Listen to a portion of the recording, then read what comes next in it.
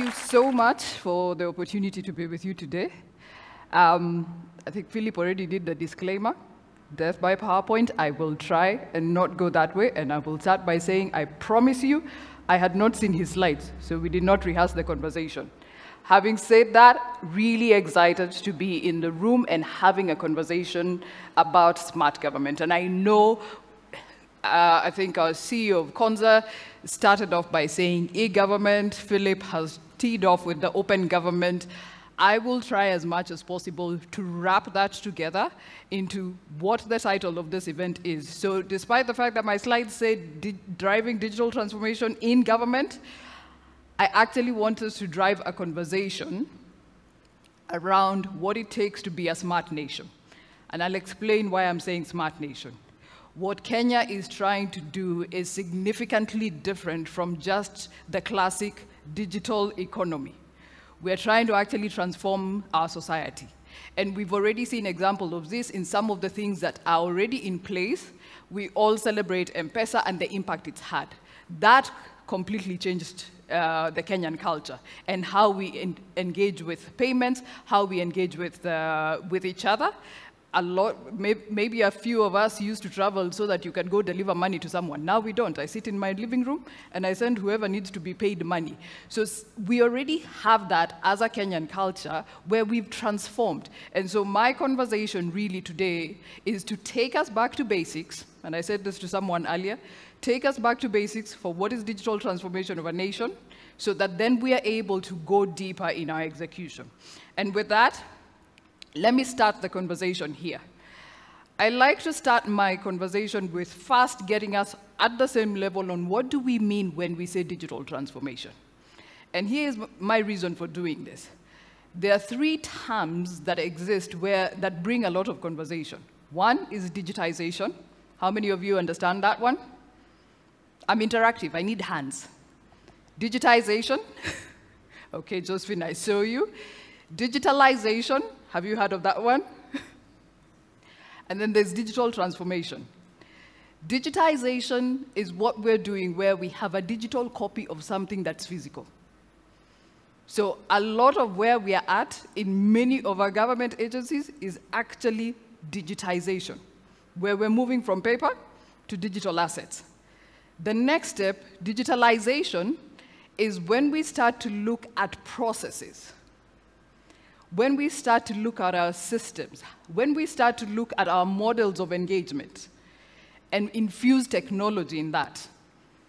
Suffice to say, you cannot have digitalization without having digitized first, because we need to have those assets in place. Then there's digital transformation. The reason digital transformation for me is a misused term when we look at where we are at is because digital transformation goes beyond the assets, it goes beyond the systems and processes, and now starts to target our culture, our service models. In the corporate world, it's business models. For government, it's our service models. How are we actually engaging with society? How are we delivering services? And all that ties into some of what Philip had shared earlier. So I did want to share this, and these slides are going to be available later, for us to actually have that as a frame with all the challenges we know government is going through and all the ambitious goals that Kenya has set for itself. We started out with Vision 2030. I think we're at the place where we are reviewing that, and supporting Vision 2030 was an actual digital economy strategy. I like that JP is nodding. I've been doing some homework. So, but for us to actually get to the place where we become a digital society, where we become a smart society, and we can tag the Kenya government as a smart government, we need to move from doing digital to being digital. What does that mean? Doing digital is this conversation we've been having about what technology do we have in place, what processes, what projects. And Philip told us when you're delivering services to citizens, you don't talk about projects. It's long term. The model has to change.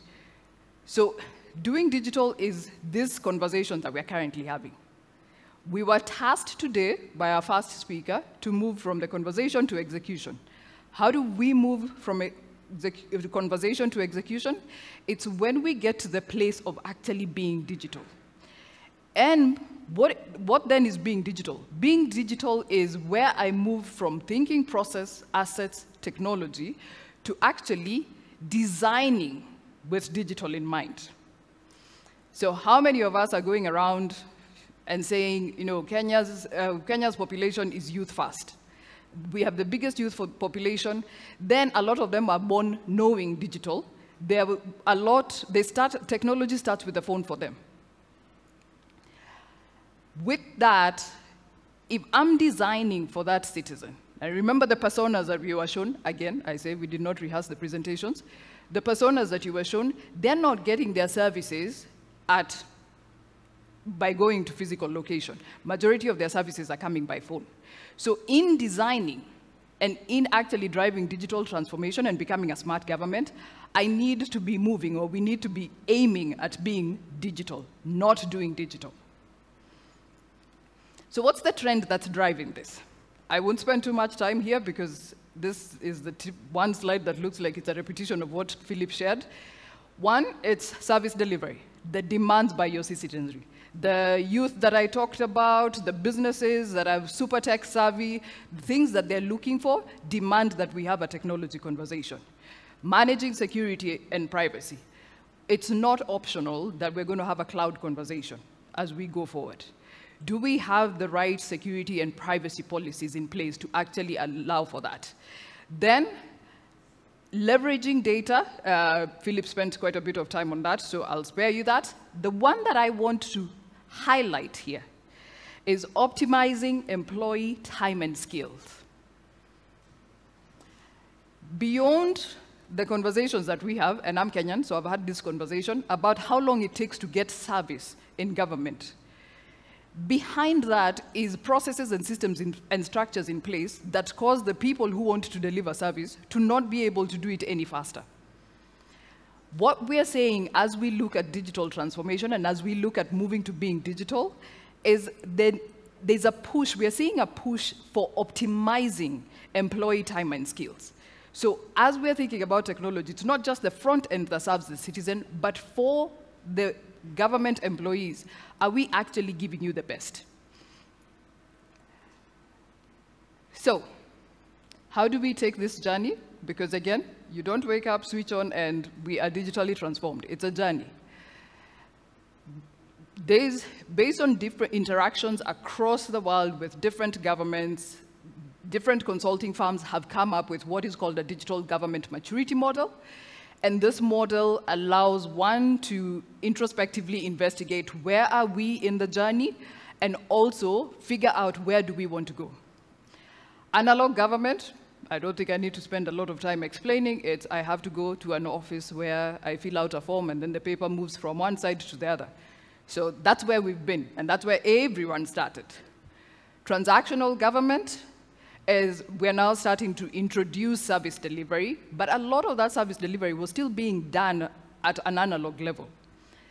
Service-centered government started seeing now that we're a bit more focused on the citizen, we were introducing some of those processes to be done online. Now, I would say, and you can challenge me, Kenya, right now, and a lot of what we're trying to do is at service-centered government. We're not yet at intelligent government. Service-centered government still allows for the back end to not be fully integrated. It's not the ideal, but at this point, there will be processes that are not.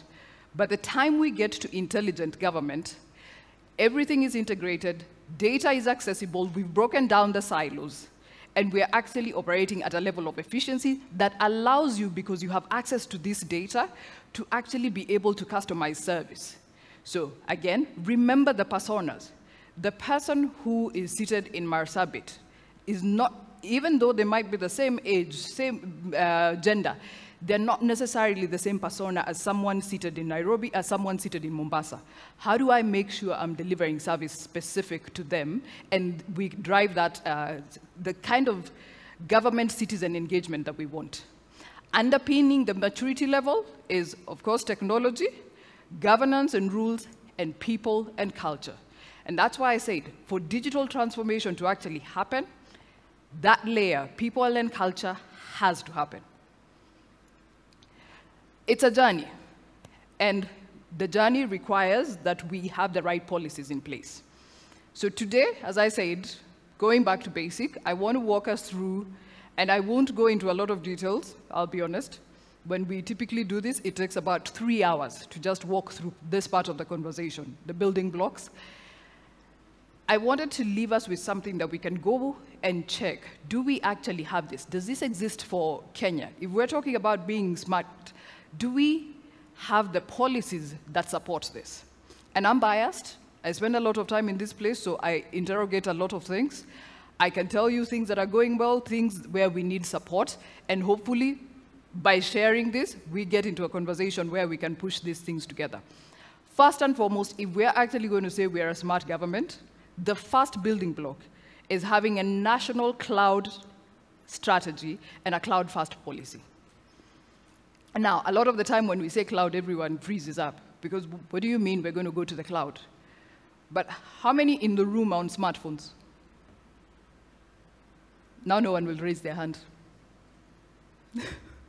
How many in the room have a smartphone? How many of you are on Gmail? How many are on WhatsApp?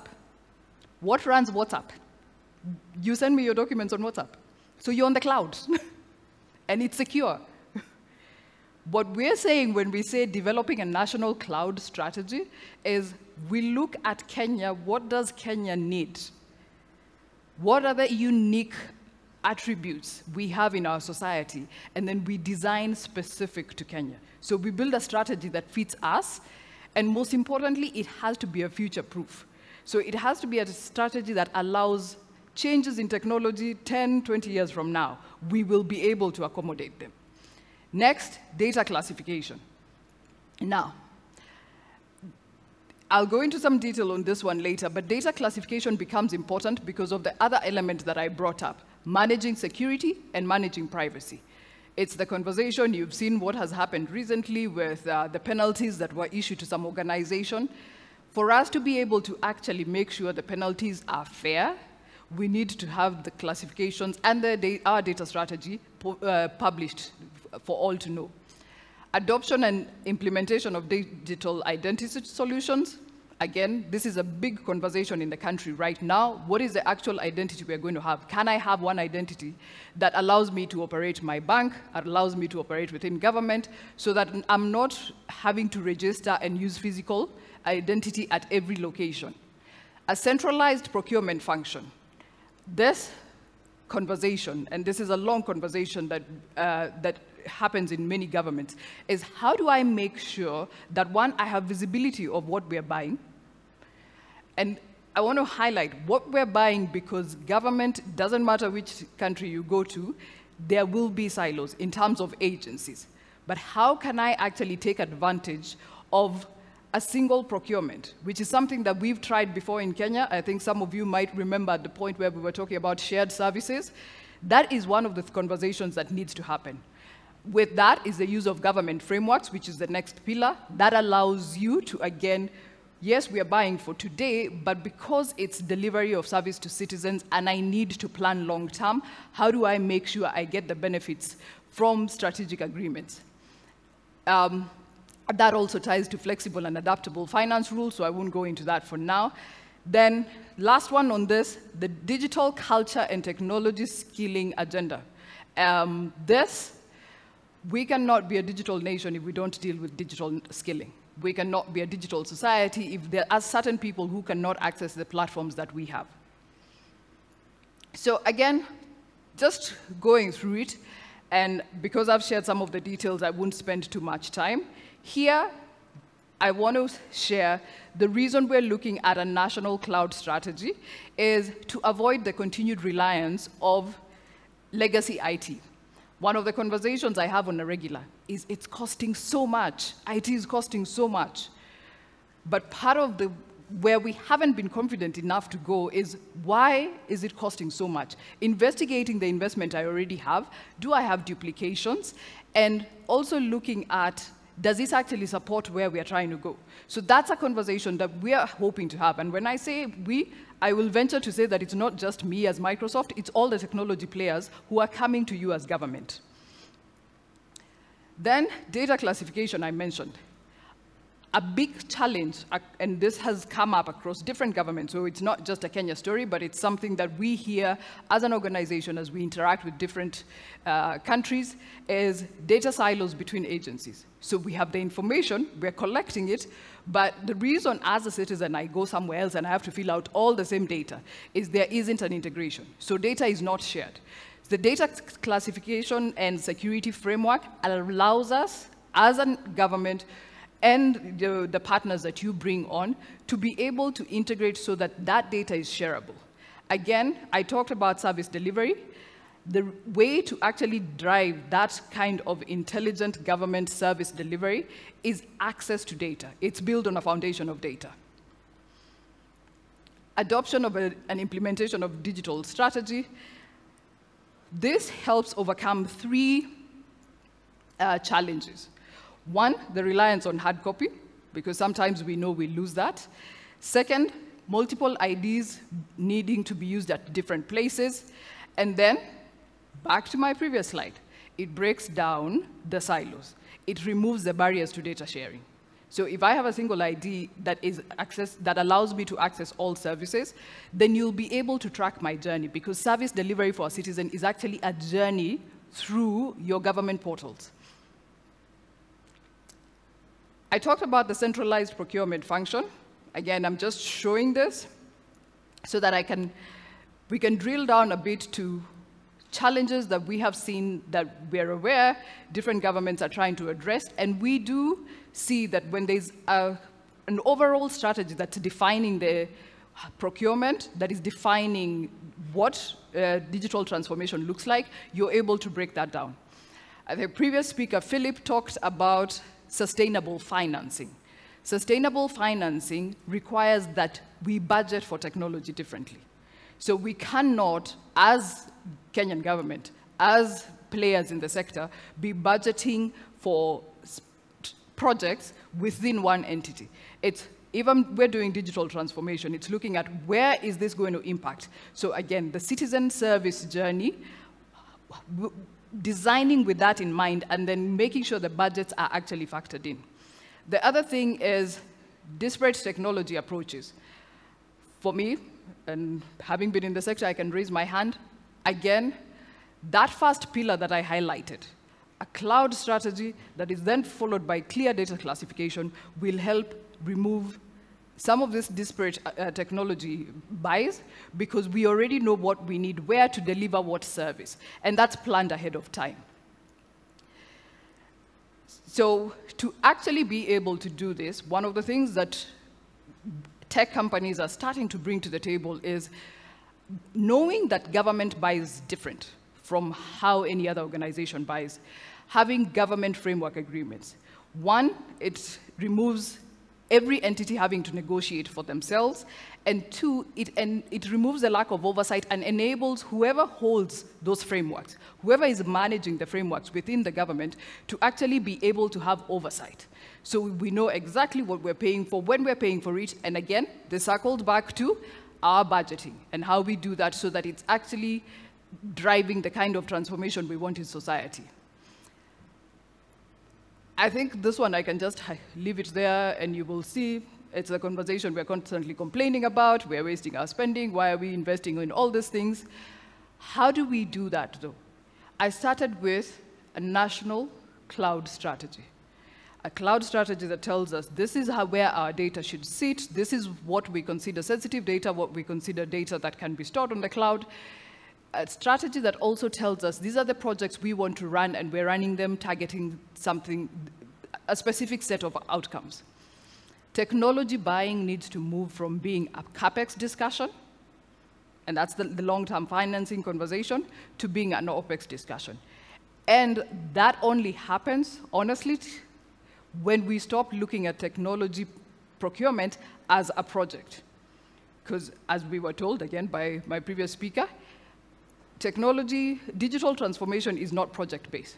Service delivery to citizens is not project-based. I will start this service today with 1 million citizens. In 3 years, the population has changed. I'm still delivering the service. Do I have the framework in place to actually deliver that? It's collaborative. I don't think I need to stress on that. It was stressed by the previous speaker, but I do want to call out, really, if I just even look at the agenda that we have at SmartGov, in the last, I'd say, since the design of Vision 2030, Kenya is one of the governments that has been very, very deliberate on collaboration, working with different partners to actually build this digital strategy. And I say that because when I actually started looking, because of my various engagements, at the strategies that have been put in place, we are way ahead of the pack. We're actually way ahead of the pack. But if we're going to be the statement that we have kept making, Kenya is going to be the tech leader for Africa, we need to move a lot faster. So I said we are at service-centered government, we are moving towards intelligent government, and we're moving towards becoming a smart nation. Promotion of digital culture and civil servant upskilling. I think you saw the trust conversation that happened, that was shared earlier. Government least trusted. It's not, I don't think the trust is an issue of don't understand what is required. It's if we're operating from different platforms, if we're having conversations that are disjointed. If what I'm looking for you can't deliver, then I'm going to go find the person who can give me the alternative. Now, the challenge that we've had is one, poorly articulated digital goals to a large extent. And I'm not talking about national level. I think as we're having the conversation today, yes, we have the national view, but within our own organizations, the agencies that you go back to, what is our digital transformation plan? Then next thing is once we've set out that digital transformation plan, what are the skills that we need internally so that we can actually drive that? And that is a conversation that I'll be honest, we're not having enough with the technology vendors. So I find back to where I said we are in the digitalization process, we are having a conversation about technology. We're not yet landed at, once I get the technology, how do I transform the organization?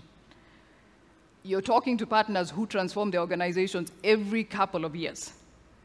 We do have some skills, some expertise that we can bring to the table, and we do not come alone. We come with the big system integrators, the GSIs, the big consulting firms that also partner with us to work with us on our internal processes to also help you in your transformation journey. Couple of things to highlight in building a successful digital culture. We cannot do this without executive buy-in. How many of you agree in the room that right now, by all external measures, we have executive buy-in?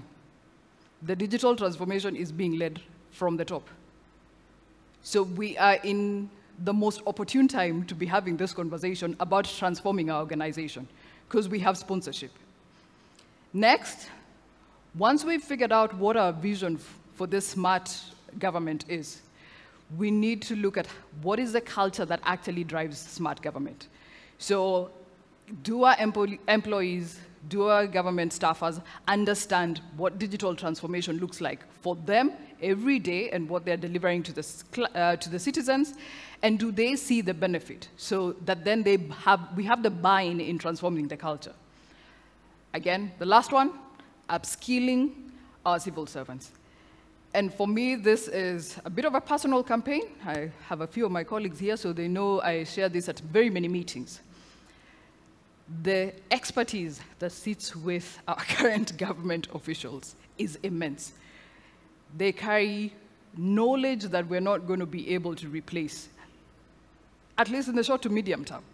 So how do we leverage that as we train the bigger workforce? We do that by upskilling. And I will leave it there. I hope this was useful. Again, we were challenged. We have to execute. So I took us back to basics so that we know what we're building, and then we can start driving the execution plan. Thank you so much for the opportunity.